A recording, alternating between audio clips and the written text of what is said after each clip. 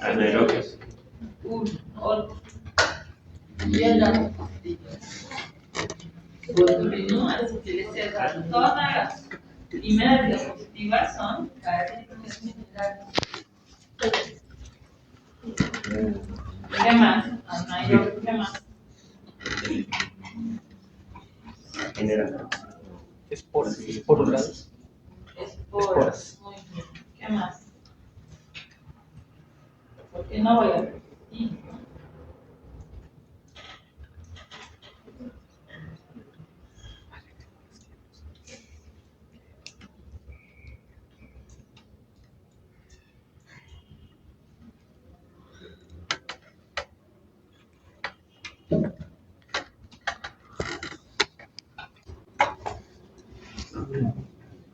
La acción médica no procede.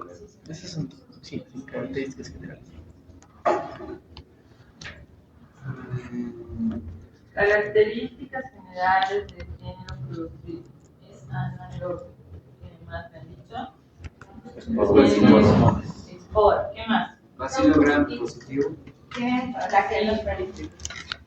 No todo. ¿Qué más?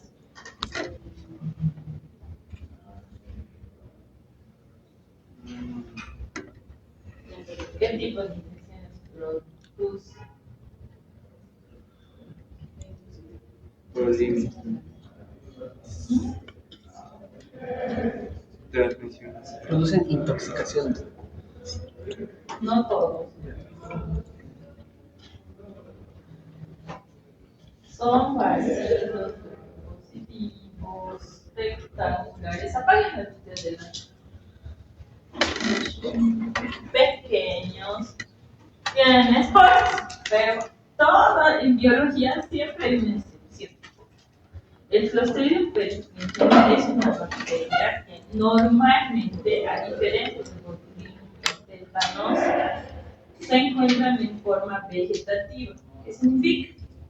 Que no es muy difícil que encontremos la espora. ¿Por qué? Porque esta bacteria no es un colonizante o un habitante del medio ambiente como es el tétanos o el botulismo, sino esta bacteria vive en el tracto gastrointestinal. La flora microbiana normal o el microbioma del tracto gastrointestinal está formado por muchos géneros y especies bacterianas, de las cuales casi el 40% son anaerobios. Y uno de los anaerobios que ocupa este tracto es el Clostridium perfringens. ¿Por qué es importante? Este es otro que es inmóvil, ¿no? Han dicho que tiene flagelos pectílicos, no todos, este es inmóvil.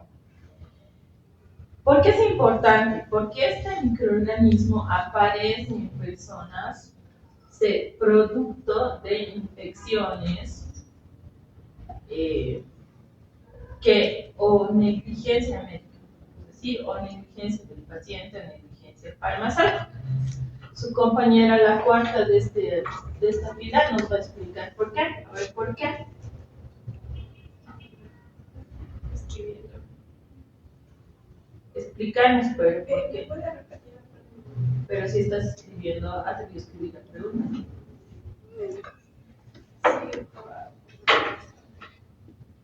¿Por qué el Clostridium perfringens o aparece por una negligencia médica del paciente o de los farmacéuticos?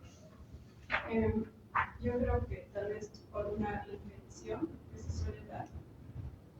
¿Dónde? En el momento de. ¿En qué parte anatómica?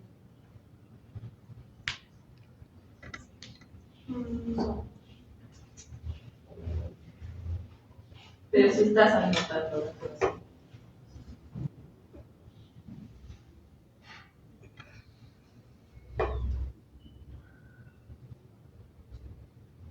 A ver, ¿cuáles son las características de un anaerobio?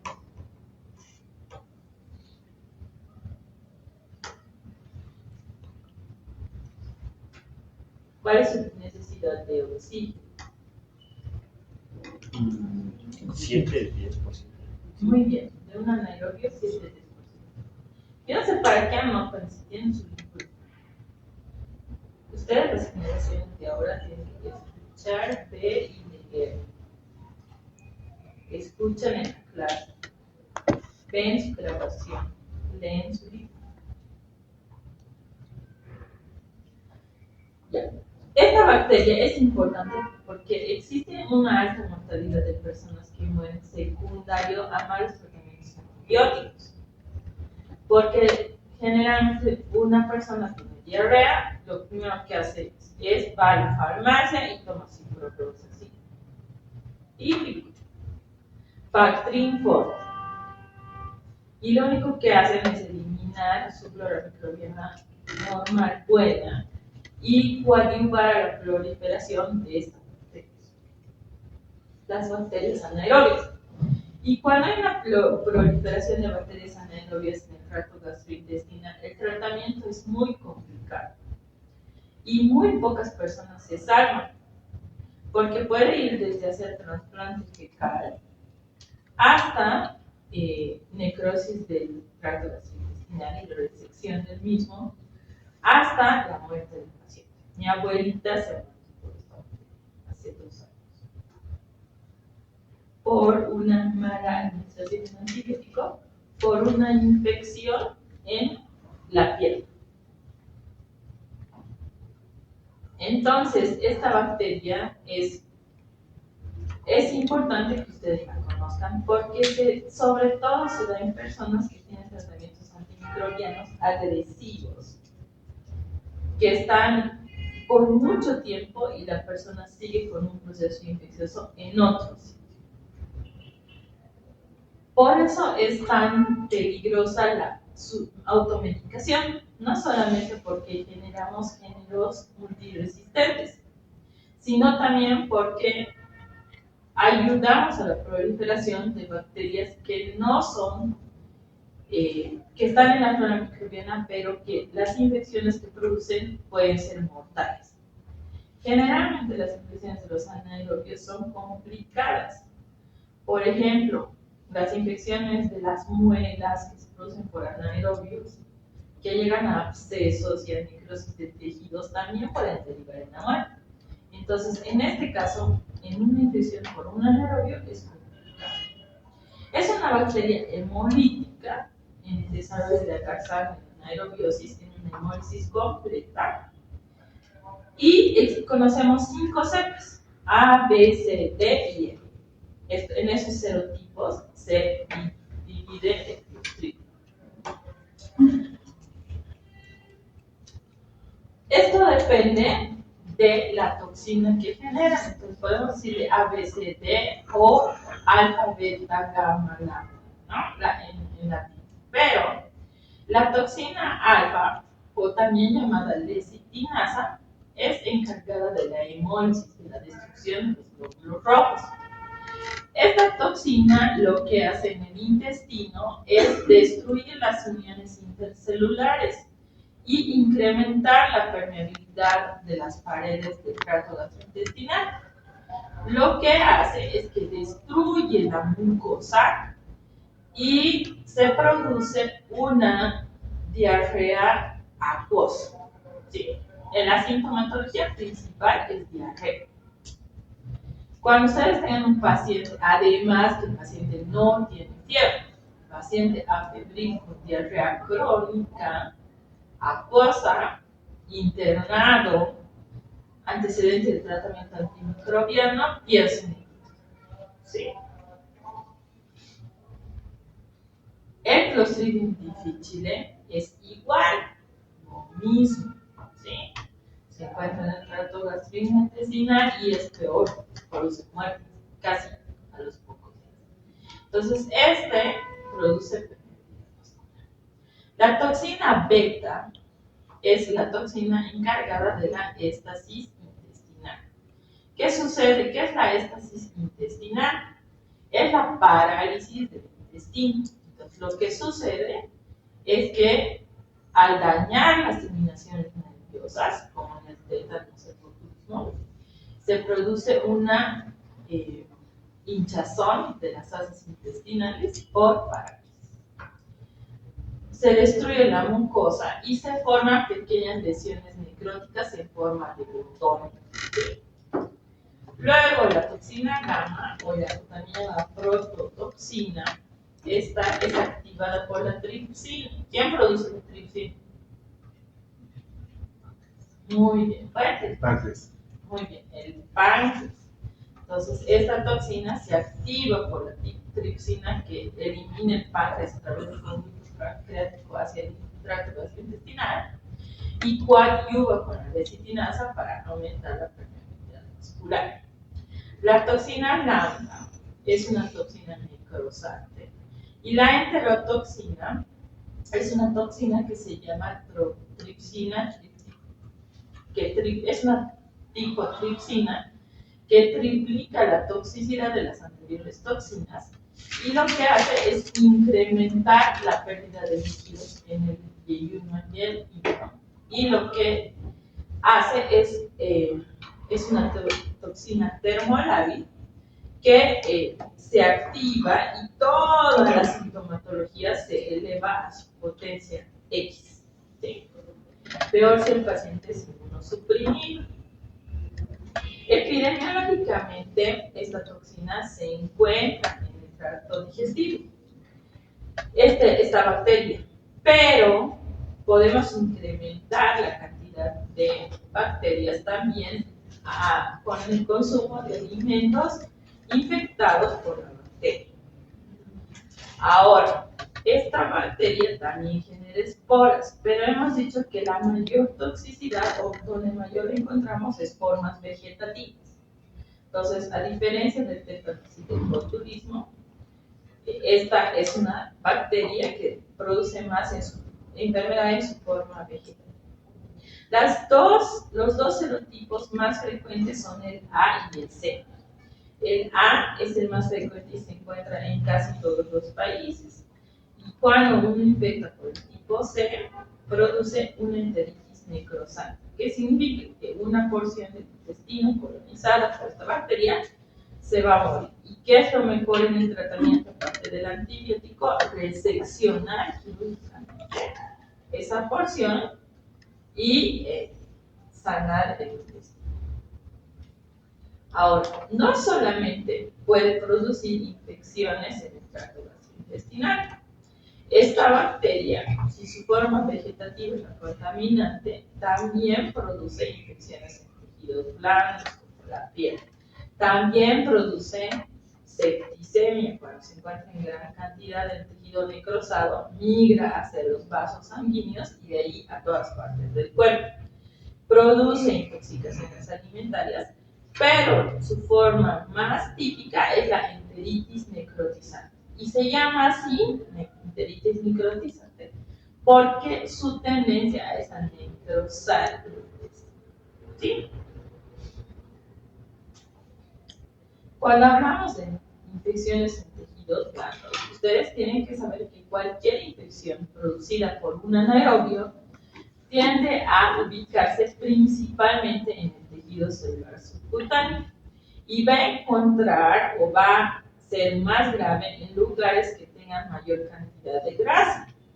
¿Cuáles son esos? Las partes traseras de los tusus, como dicen, o de los gemelos, y estas partes del brazo, que son los lugares que más tejido adiposo tiene. Cuando una bacteria coloniza el tejido adiposo, está feliz porque el tejido adiposo, si bien tiene una irrigación rica, esta irrigación es por vasos muy pequeñitos. Entonces, las células del sistema inmune que viajan ahí no llegan específicamente al sitio donde van. Además, que el tejido adiposo es un tejido grasoso, que lo que hace es proteger cualquier bacteria para que esta no sea reconocida por el sistema inmunológico y pueda proliferar. Cuando la bacteria prolifera en el tejido celular subcutáneo, al ser una bacteria anaerobia, produce un estadio gaseoso. ¿Qué significa? Ustedes cuando se compran un aparato electrónico viene envuelto en unos plastiquitos con unos chinchoncitos, ¿no? Que lo que hacemos es aplastar. Lo agarran todo junto y lo exprimen y todo al mismo tiempo se destroza. Ese sonido de crepitación es el que se presenta en los lugares de tejido blando cuando ustedes hacen la semiología de una infección. Cuando ven crépitos en la parte del tejido celular subcutáneo adiposo, sospechen siempre de un germen anaerobio, porque esos crépitos están formados por el gas, producto final del metabolismo anaerobio de las bacterias. ¿Sí? Si ustedes abren eso con un bisturí, lo cortan, va a salir, va a explotar el tejido necrosado y va a salir un gas y un olor terrible, porque los anaerobios tienen esa característica. Entonces, también, si ustedes ven aquí un tejido teso, celulitis y todo eso, que cuando progresa mucho se forma un absceso, entonces vamos a ver una miositis supurativa, y como estadio final, la necrosis, ¿no? La mionecrosis, la necrosis del músculo estriado. Las intoxicaciones alimentarias se dan por comer alimentos en mal estado o alimentos contaminados por esporas o las formas vegetativas. Pero ¿de dónde viene esto? Del mal aseo de las manos. Si estamos diciendo que normalmente tenemos este bacilo en las heces, las personas que manipulan los alimentos deben tener un correcto adecuado de lavado de manos. ¿Por qué? Porque muchas veces vemos frecuentemente que la señora que nos vende la tucumana va al bar, no sabemos si se ha lavado las manos. Con la misma mano agarra la tucumana, el dinero le da el cambio, las salsas, toda una mezcolanza en las manos. Y nunca hemos visto que se ponga guantes. Entonces, esa contaminación contamina los alimentos y la sintomatología de una intoxicación aparece en un tiempo menor a 24 horas. ¿Qué es lo importante? En una intoxicación alimentaria, la sintomatología empieza dolor abdominal fuerte, de tipo cólico, retortijones, lo que llaman, y seguido de vómitos y diarrea. Generalmente, estas bacterias les gusta la carne, entonces podemos contaminarnos o intoxicarnos por comer carne cruda, así que cuando pidan término medio, piénselo 2 veces. O productos de carne molida, congelada, como las hamburguesas de los carritos o las mayonesas. Y también sobrevive a temperaturas del refrigerador doméstico. Entonces tengan cuidado con lo que comen. La enteritis necrosante es esto. Ustedes ven acá, todo este intestino que está así rojo es un intestino hinchado, muerto. Está hinchado por el gas que produce la infección de la anaerobia. Este es el tejido sano, pero todo esto es el tejido muerto. Entonces lo que se produce es una hinchazón abdominal, dolor, y cuando abrimos todo necrosado. Y muchas veces tenemos que reseccionar la mitad del intestino. Generalmente la toxina que se liga a la enteritis necrotizante es la toxina polar. El serotipo C, donde se encuentra la toxina beta. El paciente empieza con dolor abdominal, siempre las intoxicaciones, dolor abdominal. Las infecciones, por lo general, comienzan con diarrea. Las intoxicaciones, por lo general, comienzan con dolor abdominal. Vómitos, en este caso, diarrea sanguinolenta, si hacemos una ecografía, úlcera, y rapidito se perfora el intestino. Es muy friable y puede derivar en una peritonitis o shock. ¿Cómo hacemos el diagnóstico? El diagnóstico de anaerobios es un poco complicado, pero desarrollan en medios de cultivo nutritivos, como el agar sangre, en un corto tiempo. El problema es generar la atmósfera de anaerobiosis. Actualmente no se hace diagnóstico por cultivo, por las fallas, lo que se utiliza es reacción en cadena de la polimerasa o PCR en tiempo real. ¿Sí? El tratamiento en las enteritis tanto en las enteritis microsáticas como en las infecciones cutáneas, en algún caso es el debridamiento quirúrgico en la piel, que puede llegar hasta la amputación de tejidos blandos, o la pierna o el miembro, y en el caso del intestino, resección del colon, que puede terminar en una colostomía temporal, y por último, el aislamiento. Se ha descubierto que para las infecciones de anaerobios es muy útil las cámaras hiperbáricas, que lo que hacen es meterle oxígeno a los tejidos. Como las bacterias son anaerobias, al tener una concentración mayor al 10%, llegando a 20%, de oxígeno se mueren. Lo bueno es que son sensibles a la penicilina. Entonces hay que dar penicilina en altas dosis, debridamiento quirúrgico, limpieza y cámara hiperbárica. ¿Sí? ¡Listo! Esa es la clase. Fácil, más las generalidades de estos libros. Muy bien. Pueden irse a su parcial de farmacia. ¿Quiénes tienen parcial de farmacia?